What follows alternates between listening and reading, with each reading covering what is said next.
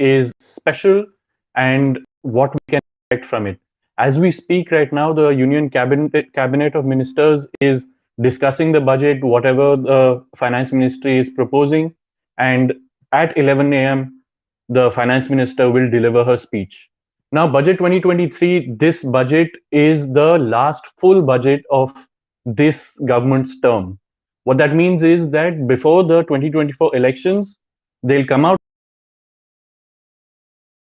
with a budget, but that'll be an interim one. Basically, will be about the expenditure that the government needs to do until the elections. And then once the elections are done and the new government is formed, whichever government comes in, they will release a fresh budget. So this is what makes Budget 2023 special, because it's coming at a time when this government is looking at a rare opportunity to go for 3 successive terms of government. And so now some people are saying that this could possibly induce them to go the populist way, do a lot of populist measures, spend lots, like put finances on the back seat and just go for the elections. But my experience is that this is not the way that at least Finance Minister Nirmala Sitharaman, unnecessary spending that's been done. And on the revenue side, she's been kind of prudent in being conservative in her estimates, so that once the actual revenues come in, they usually surprise on the positive side. There's more revenue, more tax revenue than was initially projected. So this has a good bearing on things like the fiscal deficit and all of that. So this is what we can expect from Budget 2023 as well, because as the economic survey released yesterday, what it said was that, while India remains a bright spot in the global economy, the global economy is set to slow next year, this year in 2023. And even the Indian economy will grow at about 6.5%, which is in budget. It's going to be sensible. And so then what can we expect from it? Now, if we come to, in the past, it hasn't happened, but it's most likely to happen in this budget because, one, the revenues have been strong, our GST collections have been strong, corporate tax collections have been good, even income tax collections have been pretty strong. And so if, keeping an eye on the elections, if the government does say that, we're going to change the income tax slabs a little bit, or we're going to change the rates a little bit, that's quite likely this time, if it is going to happen at all. And there are other things that they can do. There are things like the standard deduction. They can increase the limit for the standard. The limits for those can be increased, because that 1.5 lakh limit has been there for many, many years now, and it could do with a relaxation, like an increase. So now, Yutika, there's been quite a few of these tax related proposals from the industry bodies as well, right? Yes. So industry bodies, both like two big bodies, CII and SOCHAM, for both of them, the main point is that consumption demand should be increased. And for that, they think rationalizing income tax will give more disposable income in the hands of public. So a lot of points that you mentioned. So they want rationalization of tax slabs. They want standard deduction should be increased, and they want limit of deduction under ATC to go up to 3 lakhs from 1.5 lakhs. Okay. So, so the idea here is basically, if you put more money in the hands of people to spend, then you have one more engine of the economy, which is private consumption, starting to fire again. Because right now what we have is that it's government spending that is driving the economy. The private sector is not investing as much as it should. Maybe the budget will have some more incentives on that. We'll get to that. But private consumption needs a boost. The economic survey has said that private consumption is picking up. But of course, if there are some tax savings that people can do, pay less tax, especially at the lower end of the spectrum, then that's obviously going to help, especially to boost rural consumption. Now, if we come to these industry bodies, they have a lot more recommendations. Their focus remains on expenditure. They want government should continue to invest in infrastructure so that there is employment generation, and especially because private investment has been low given that we were in COVID and not a lot of industry has cuts on all consumer goods, cars, two-wheelers, washing Right. machines, ACs, everything. So one point here, which meetings held under the GST Council are a separate institution. They meet separately. None of those changes will come in the budget. The central government can't unilaterally change GST rates. They have to talk to the states and come reach some sort of consensus, and only then can GST rates be changed. So the budget, at most, it can do some excise duty or customs duty reductions. Now, all of us, of course, are going to be very happy if they do cut the excise duty on On fuel. fuel. But that I don't know if they will do, because again, they're going to be budgeting a lot lower revenue, which is Government expenditure largely. right. Yeah. So government expenditure actually is a big thing that we expect in this budget to continue. In the last two budgets, they've been spending a large amount. Now, I think so. What the economic survey says is that for this year, they're likely to meet their target of 7.5 lakh crore of capital expenditure by the central government. That's a huge sum. And I think in this budget, they're going to at least either match that number or increase it, because there are a lot of plans that this government has in terms of improving the road infrastructure and railways, and there's just generally a lot of spending that they're doing, because this not only increases employment, it induces the private sector also to come and participate, because if they are building things, then things like cement and bitumen and steel, these sectors get a big boost.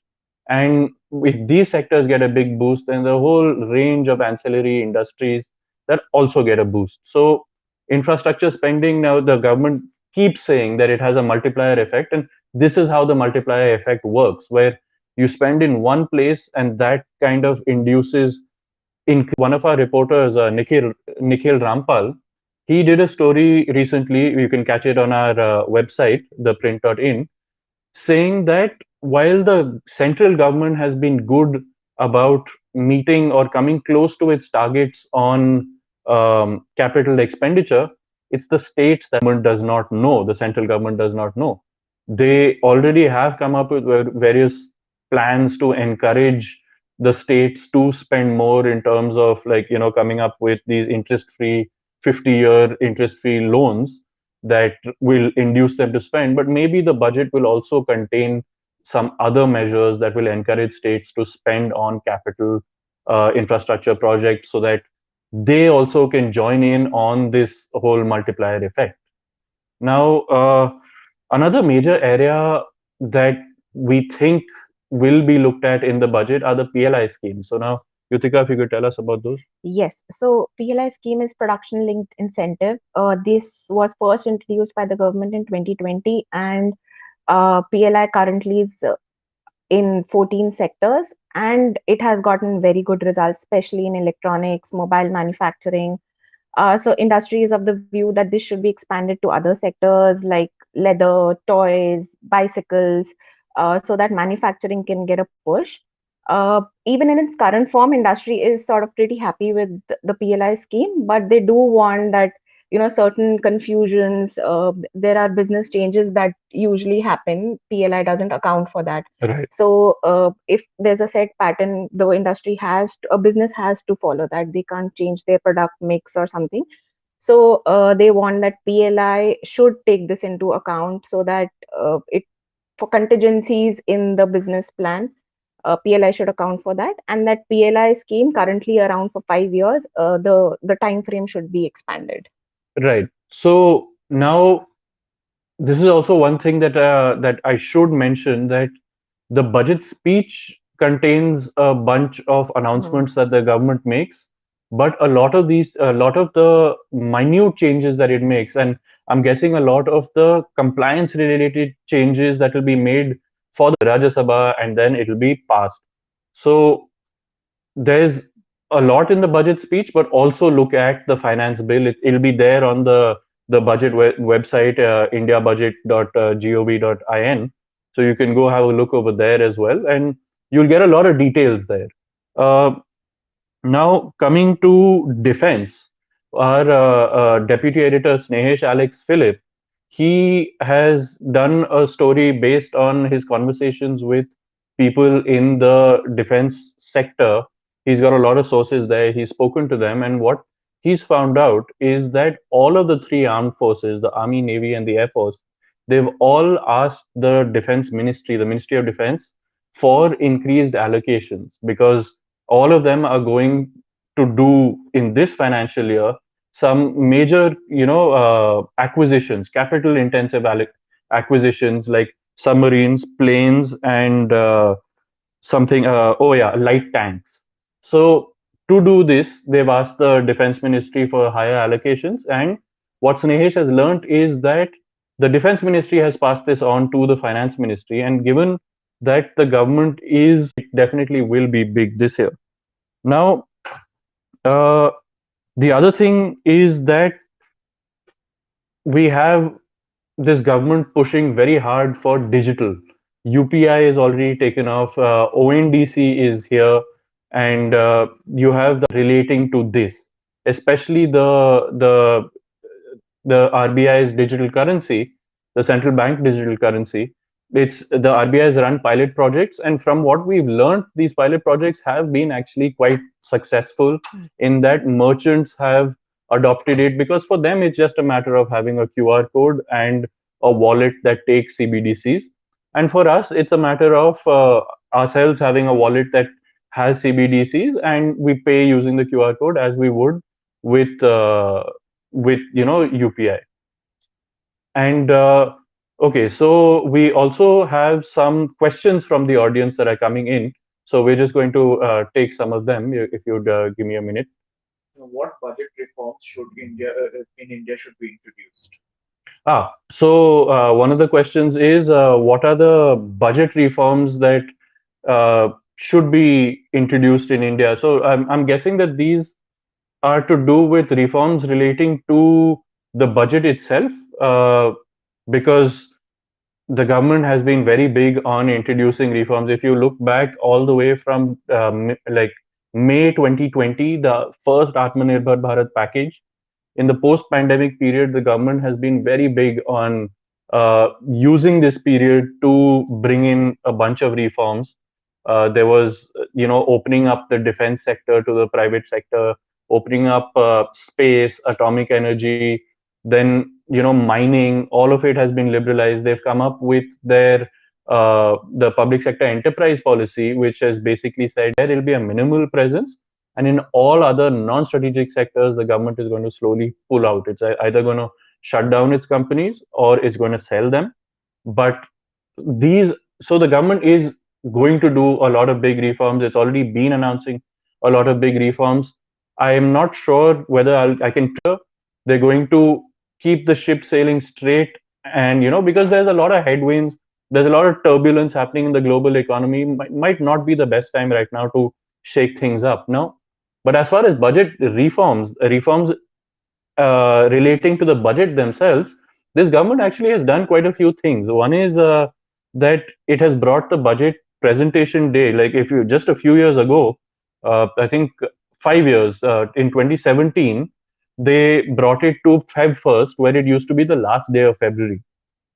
This was done because they found that if they presented the budget on the last day of February, by the time the allocations went to ministries and the spending started, it was nearly time for the monsoon to start. So a lot of the big capital projects would then get delayed because the monsoon would start. And so then actual spending would come only once the monsoon ended. So now bringing it even just 1 month forward means that they have that extra month to do some amount of spending before the monsoon starts. Then the other reform that they did was to merge the railway budget into the main budget. Now, Yutika, you cover railways. So Yes. is this something that has majorly impacted the railways itself? So, not majorly, but yes, to an extent, because when we had separate railway budget, it was more of a political thing than actual infra spending on railways. Right. But now the politics is out of railways. Yeah, So the government focuses on increasing capital expenditure. In fact, last few years, every year is a record allocation for railways. right. So Uh, so, what kind of benefits should the salaried class expect? Ah, so we already talked about this. The question is, what kind of benefits should the salary class expect? And both Yutika and I spoke about now what they can expect is different from what maybe the mm, request is. We don't know what you can expect because the budget is highly, highly, highly secret. We have no idea what they're planning. In fact, from the start of December onwards, no reporter, no media person is allowed into the finance ministry at all. We're kept, one arm's length away. But what can possibly be done is there's ample room right now to be taxed at the highest rate, and just even inflation is higher, so that's also pushed wages somewhat higher. So maybe you can see that the highest tax slab might move from 10 lakhs to 15 or maybe 20 lakhs. Maybe that's one thing. The other thing could be the rates themselves. Maybe they'll keep the tax slabs the same, but they might change the rates where that's a little more unlikely. They're more likely to play around with the tax slabs. And as Yutika said, and she can reiterate about what the demand was about the standard deduction and all of yes, that. one point that I didn't mention earlier was that industry bodies also want simplification of tax for individuals, because an, another tax regime was introduced in Yeah, budget 2020. So we have two tax regimes right now. People can choose, and everybody thinks it has made things more complicated. right. So maybe that is something that government may look at. And otherwise it's increasing standard deduction that has been at 50,000 for like quite many years. Yeah. So even keeping inflation in mind, that should really go up. That is one of the things that industry wants. Right, and actually, you mentioned the two tax regimes. Mhm. So basically, in short, the difference between the two regimes is that the new one that was announced, as Yutika mentioned, it has lower rates of tax and it has a few more slabs. It basically it breaks it down into, like, from 5 lakhs to 7.5 lakhs, 7.5 lakhs to 10 lakhs, 10 lakhs to 12.5, 12.5 to 15, and it has low rates of taxes here. But you can opt for this only if you agree to give up all of the exemptions that you currently get. So you have to do the maths, figure out what your income is, figure out the exemptions that you're making use of, and figure out whether you benefit in the new system or in the older system. From what I have heard, if there are going to be changes to the income tax rates or slabs, they're going to apply only to the new system. They want to incentivize you to move to the new system because the exemption system is kind of outdated. They'd rather simplify things by saying that this is the rate you pay, no exemptions, rather than saying that this is the rate you pay, but here there are various exemptions, and that complicates things. So the changes that will come to the new system. And now for the next question. Last question so far. Which sector should see the most investment, or in your opinion, which sector should receive the most investment? I see. So the question is, which sectors should receive the most investment or the most attention in the budget? And now there are various ways to look at it, and Mm. Yutika can also back me up on this. One is to look at which ones have the largest multiplier effect. So and the benefit to the economy. So then you have really capital intensive projects like building roads, increasing the power distribution, building, like, just construction, like that, the smart cities program, building like PM Awas Yojana. These kind of things really have multiple multiplier effects. But there is also a question of what are the sectors that need help. And here you have things like tourism, and the telecom industry also seems to be suffering a little bit. Whether the government can help there or not, Yutika can tell us. And but also tourism is something that hasn't quite recovered from the pandemic. So she can tell us, like, how the government can help there. Telecom maybe not that much because we saw one relief package has already come, and Yeah. usually that is not something that government income should be in the hands of people so that they can travel more. And even economic survey all. Economic survey also has a separate About fine tuning, improving what they already have done. I think more about fine tuning. And in terms of investment, there are no. It will be tweaking policies, Yeah. incentivizing more digital finance or wallet paying, that sort of stuff. Right. And now the other sector we actually haven't talked about is banking. Uh, I Why we haven't mentioned it actually so far is because it's unlikely that this budget is going to have any sort of major thing on banking, because this last year the banking sector has seen a remarkable turnaround. The All the public sector banks are back in profit. They are doing well. NPAs, as ratios of their gross advances are down. Now some of it has to do with write-offs, yes, but a lot of it also has to do with better management and more prudent lending, where banks are lending to, there's more retail lending as opposed to lending to these large corporate bodies. I mean, that is also happening, and it is growing recently, which the economic survey also points to and says is a good thing, because that means industry is looking to spend soon and invest soon. But basically the banking sector is in good health. So I don't think that in this budget we're going to see any big allocation or any sort of, here we are allocating 20,000 crores to bail out the banks or something like that. I don't think that that's going to happen. And are there any other questions so far? What about renewable energy production? Ah, so renewable, the question is, what about renewable energy production and whether the budget will have something on that? This is something that is highly, I mean, it is possible. The government has done a remarkably good job on. I know that the target was 175 gigawatts by the end of 2022, but this and getting to 116 is a huge achievement. Now, to incentivize the renewable energy sector some more, I'm not sure whether the budget is the right place for them to do it, because there's a lot of consultation they have to do with the industry. What has particularly been lagging behind is rooftop solar and wind.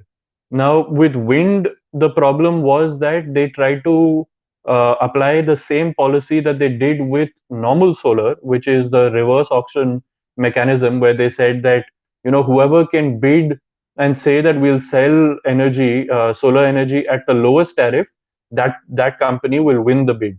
They tried to do this in wind, and they found that there were not many takers, because wind energy is much more variable you're selling at, and so you go into losses. So that model didn't work. But I don't think that the budget is the place for them to change this around. It's down to the Ministry of Renewable Energy to come up with a new policy, which I think they are already experimenting with. So I think it'll be an outside the budget announcement, not in the budget. Yutika, anything to add on that? No, I That's it. think that is. Yeah. Uh, and so that's all we have for now for the from the questions on the audience, and that's all we have to tell you about the budget. Stay tuned and keep following our website www.theprint.in, and we're going to be having all the live updates. In fact, it's on right now, and through the budget we're going to be updating. I mean, through the budget speech, we're going to be updating what the FM is saying, and catch us again after the budget for me and Radhika Pandey to kind of go over the broad, hits and misses of the budget speech. We'll go live as soon as the budget speech ends. So please